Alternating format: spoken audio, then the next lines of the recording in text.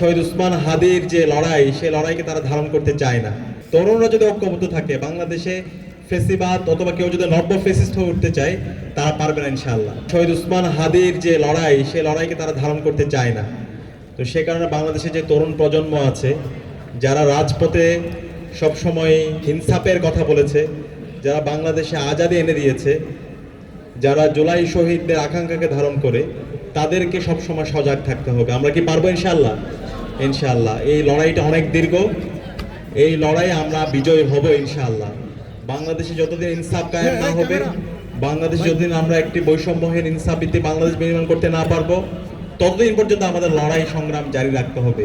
সেই লড়াই সংগ্রামে আমরা আছি, আপনারা থাকবেন তো ইনশাআল্লাহ? ইনশাআল্লাহ।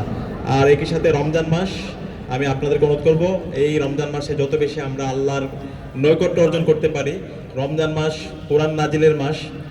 আমি আপনাদেরকে অনুরোধ করব এই রমজান মাস প্রতিদিন কিয়ামুল লাইল করার জন্য, এবং ওই কিয়ামুল লাইলে আমাদের ব্যক্তিগত সমস্যা, পারিবারিক সমস্যা, একাডেমিক সমস্যা, সকল সমস্যার কথা আমরা আল্লাহর কাছে বলবো। আল্লাহ তাআলা আমাদেরকে এত বেশি দিবেন, আপনি চিন্তাও করতে পারবেন না।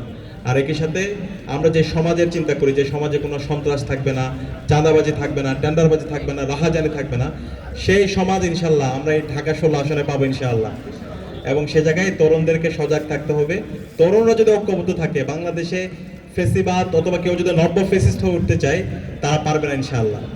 তো আমি আশা করছি আমরা ইনশাআল্লাহ ঐক্যবদ্ধভাবে আমরা শহীদদের রেখে যাওয়া আমানত, একটি নতুন বাংলাদেশ, ইনসাফ ভিত্তিক বাংলাদেশ, এবং শহীদ উসমান হাদির যে লড়াই, যে আজাদির লড়াই, সেই লড়াই আমরা জারি রাখতে পারবো ইনশাআল্লাহ। সেই লড়াইয়ের উদাত্ত আহ্বান জানিয়ে আমি আমার কথা এখানে শেষ করছি। আসসালামু আলাইকুম ওয়া রাহমাতুল্লাহ। দেশে দেশে সবার সাথে দ্য নিউজ।